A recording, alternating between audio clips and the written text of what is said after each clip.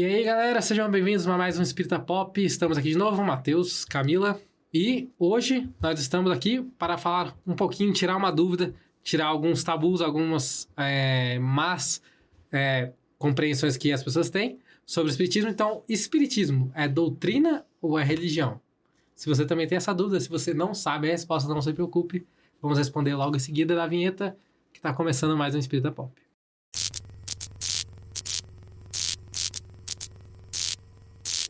Então, primeiramente, já queremos deixar aqui o nosso Feliz Ano Novo para todos nós. Esse programa está indo ao ar dia 2 de janeiro e estamos muito felizes aqui de estar com vocês. Um Feliz Ano Novo para todos vocês. Muito obrigado pela audiência. Feliz Ano Novo, gente! Que esse ano seja de muitas realizações, de muito crescimento, de coragem, de força. Que Jesus seja ainda mais sentido por nós, porque Ele nunca deixou de estar ao nosso lado. Então, os meus mais sinceros desejos de felicidade para todos vocês. Que seja um ano muito feliz. Então, Camila, doutrina ou religião? Vamos tentar começar do básico. O que é doutrina? O que é religião? Vamos tentar resumir. O que você consegue falar? O que é doutrina? É porque, assim, não tem como fugir desde o início para explicar o que é a doutrina espírita. Sim. Que Kardec, desde o início, falou que era um tríplice aspecto, né? Então, não tinha como chamar só de religião, sim, mas também não tinha como chamar só de ciência e também não tinha como chamar só de filosofia. Ele falou, é os três. Sim. É simplesmente os três. E aí, a diferença da doutrina para a religião é porque na religião, como ela se volta somente para Deus e as coisas que estão além da compreensão humana, entende-se que tem coisas que não terão explicação e que é um sacrilégio tentar, sim, de alguma forma questionar ou entender porque estão além de nós e que é assim porque Deus quis, tem os seus dogmas e ai de quem for contra eles ou de quem questionar isso também, e que se não é seguido, não está dentro do que se espera ali daquele seguidor. A questão da religião é que é muito atrelada a essa questão dogmática, né? De que religião é algo que necessariamente você, na sua fé, vai ter crenças que são absolutas, né? Isso. E o Espiritismo, ele não tem muita dessas crenças absolutas. Na verdade, ele não tem crenças absolutas, né? A gente trabalha com a fé raciocinada. Isso. Então, isso já é algo que dá uma diferença, né? E daí, como você falou, o tríplice aspecto, né? Na verdade, a doutrina espírita, ela pega um pouco de muitas fontes, né? Não necessariamente fontes, assim, conhecidas de... A doutrina espírita, isso aqui vem de tal coisa da filosofia, isso aqui vem de tal coisa da religião. Não, ele pega de várias fontes, ele flerta com várias fontes, né?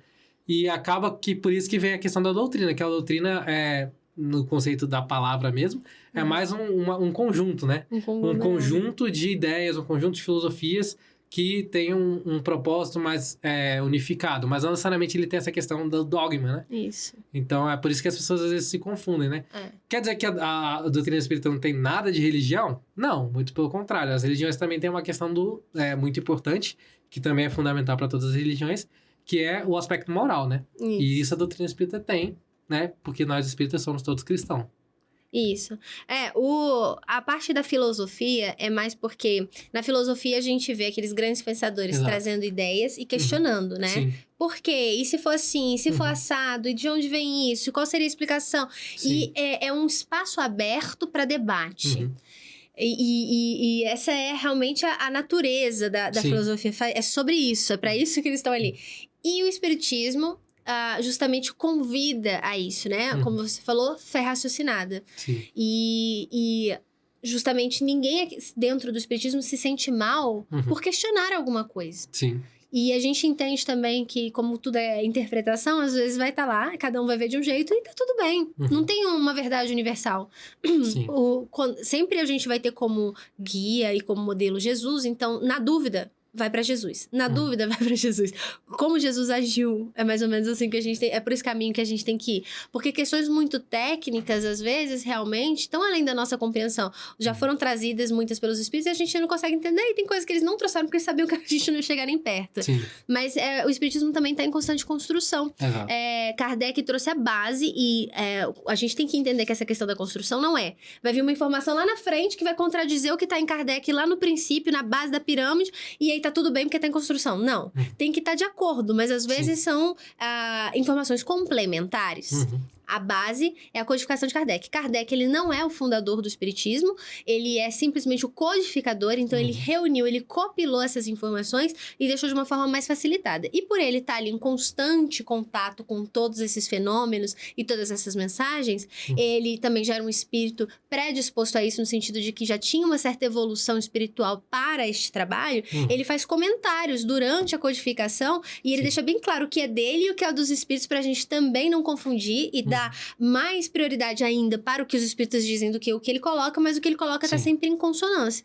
Emmanuel, quando aparece pra Chico Xavier e fala que eles vão passar a trabalhar juntos, diz que ele vai ter que ter disciplina, ele diz assim, se em algum momento você achar algo estranho dentro do que eu vou te passar, fique com Kardec e fique com Jesus, sabe? Deixa pra lá o que eu falei. Então, as obras do Chico são um verdadeiro tesouro, agregam muito. Mas se tiver uma contradição, Kardec. Sim. E Kardec no sentido de codificação de Kardec. Mas a doutrina espírita é dos espíritos. Sim, exatamente. Porque a gente tá num momento a sociedade, a ciência, tudo tá em muita evolução, né? Tá crescendo muito, né? Muitas informações novas estão chegando. E às vezes a gente pensa, né? As pessoas têm muito essa visão de que, por ser uma religião, por ser uma doutrina, né? Por ser algo, tipo, que as pessoas acreditam, já tinha que ter tudo bem definido antes, né? Algo que tudo já devia ter sido predestinado, tudo decidido, explicado aqui, né? Num livrinho, às vezes, né?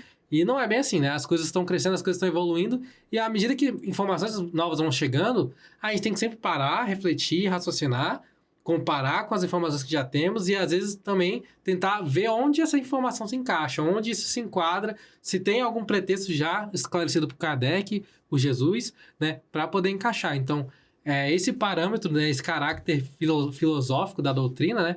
Que você bem mencionou aí no começo da sua fala, que acho que difere bastante de uma religião tradicional, do sentido que a gente percebe da questão dogmática, da questão de rituais, de crenças. O espiritismo, ele sempre tem a base de reflexão. Eu sempre coloco, eu já tive isso também, uma questão em sala de aula, que, por exemplo, um aluno me questionou uma vez da questão da reencarnação, era uma aula sobre reencarnação, né? E disse, mas então o espiritismo, ele acredita na reencarnação, e quem não acredita na reencarnação não é espírita, né? Você não pode questionar a reencarnação. E não, na verdade, o espiritismo sempre convida a gente a questionar as coisas. Tanto que a aula que eu estava dando, justamente, não era bem provas, mas eu não vou lembrar a palavra exatamente aqui agora. Mas é provas da reencarnação, vamos dizer assim, né? Que era onde a gente mostrava diversos casos, diversas situações onde, assim, não tem outra explicação pra não tinha isso. outra explicação, né? A reencarnação ali tinha que ter um papel. Então, e daí o aluno, a questão do aluno é que ele se sentia meio mal, às vezes, porque às vezes ele meio que duvidava, ele tinha dúvidas, né? Sim. E não tem problema você sentir dúvidas, não tem problema você questionar a questão da reencarnação. A questão é que a gente tem que olhar um plano completo. Não adianta nada você questionar e não correr atrás de respostas e não tentar ver o correlacionamento, né? Aquela questão, não, reencarnação não existe, isso é besteira, eu vou olhar outro ponto. Cara, mas primeiro você questionou, primeiro você olhou. Então, o espiritismo convida muito a isso, né? Não, e por exemplo, esse exame que você está dando, que é entender a reencarnação, isso vai servir para trazer para acalmar o nosso coração, para fazer sentido para algo que talvez, se não fosse isso, a gente fosse se desesperar diante de determinados acontecimentos. Mas no final das contas, é mais importante acreditar em reencarnação ou agir como quem acredita mesmo não acreditando, que é tendo confiança em Deus, tendo paciência com o seu tempo, entendendo que o tempo dele é perfeito.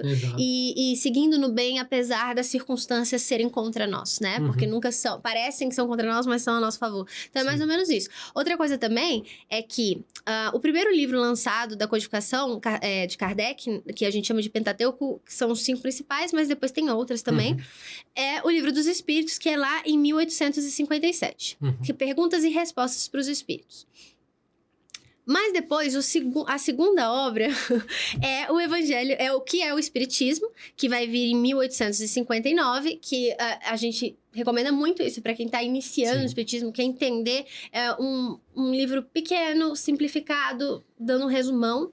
Mas o terceiro é o Livro dos Médiuns, porque justamente tinha toda essa questão mediúnica acontecendo por trás da própria elaboração. Então, era para as pessoas entenderem melhor o que é isso que está acontecendo, que mesas girantes são essas, de onde estão vindo essas psicografias. Por ter a questão mediúnica dentro do processo de codificação, seria muito assim, que base você está usando? Não, a base mediúnica, tá, mas o que é, né? Então, esse livro também teve essa função. Só que assim, Kardec, ele era um professor, ele era cientista, ele não acreditava nessas coisas, mas ele percebeu, por isso que ele chama de ciência também, que ele passou por aquele processo de observação, de experimentação e de uma explicação lógica por trás. Sim. Aqui no Livro dos Espíritos, ele vai até trazer ali no início, antes de começar as questões propriamente ditas, numa introdução, ele vai falar sobre essa questão da filosofia, sobre essa questão de ser doutrina, sobre os efeitos mediúnicos, sobre tudo. E nessa parte da ciência ele vai dizer que quantas vezes determinados cientistas com determinadas descobertas foram chamados de loucos porque eles ainda não conseguiam demonstrar plenamente aquilo e anos depois se comprovaram verdadeiras, mas antes disso abismava todo mundo, sabe? E ele fala que é a mesma coisa com o espiritismo. E a gente não pode usar o mesmo padrão para explicar uma coisa que não é puramente material. Sim. Mas assim, que tá dentro dos preceitos que a ciência pede. E muito já foi comprovado. O espiritismo acompanha a ciência, não nega a ciência, mas entende que às vezes a ciência vai dizer um não para determinadas coisas porque ainda não chegou aos conhecimentos que precisa para entender. O espiritismo espera pacientemente. Sim. E depois nós vamos ter a quarta obra, que é o Evangelho segundo o Espiritismo, que saiu em 1863. E essa é a obra mais importante da codificação. Se a gente tivesse que escolher uma, é o Evangelho segundo o Espiritismo, pra gente ver como essa parte moral e como essa parte da religião se sobrepõe aos demais outros dois aspectos. Então, se a gente tivesse que falar assim, beleza, tríplice aspecto, mas qual é o mais importante? É a religião. Emmanuel também disse isso através do Chico Xavier. E, então, a gente não tem problema nenhum se alguém perguntar, a gente falar... Minha religião é o espiritismo. Porque tem gente que acha que não pode. Só porque é doutrina, não posso chamar de religião. Pode, porque é religião também. Porque você tem toda uma orientação moral que você segue, que tem toda uma base dentro do espiritismo. Então, assim, você falar que eu sou espírita, minha religião é o espiritismo, não tem um problema. Porque você tá seguindo uma base ali que se encaixa dentro desse molde, né? E você falar assim, eu sou espírita cristão. Precisa? Não precisa, porque você tá repetindo, né? Porque, como a gente já viu no episódio anterior, ser espírita e ser cristão é a mesma coisa. Mas se você quer deixar claro para os desavisados que ser espírita é ser cristão, bota que é cristão. Mas desse jeito, às vezes, fica parecendo que existe o espírita não cristão. Que existem os dois tipos de espíritos. E não.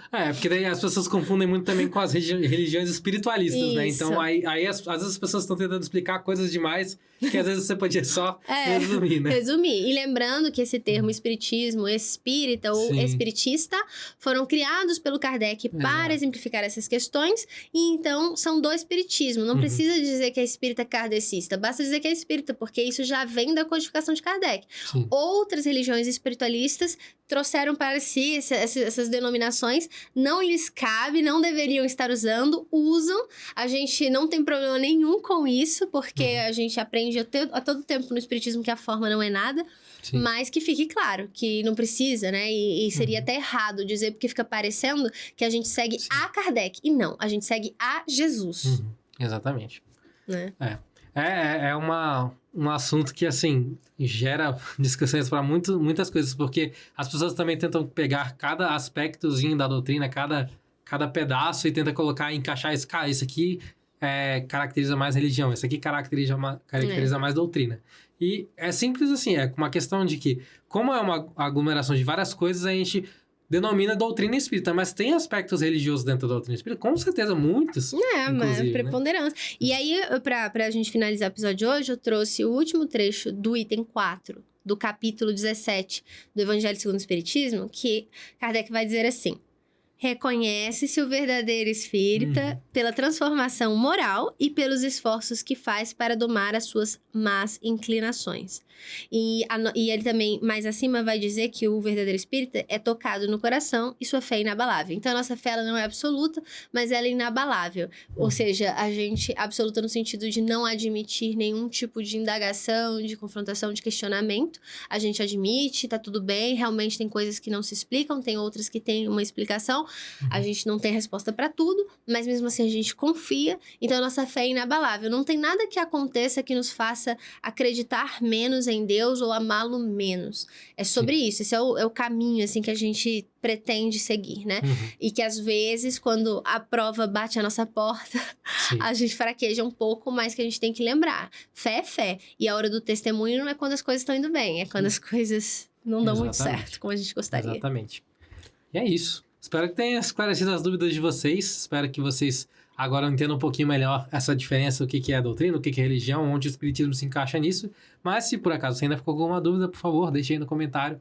Pode entrar em contato com a gente. Se você gostou, deixa o seu like para colaborar com o nosso trabalho aqui. E até o próximo Espírita Pop. Tchau, tchau. Tchau, tchau.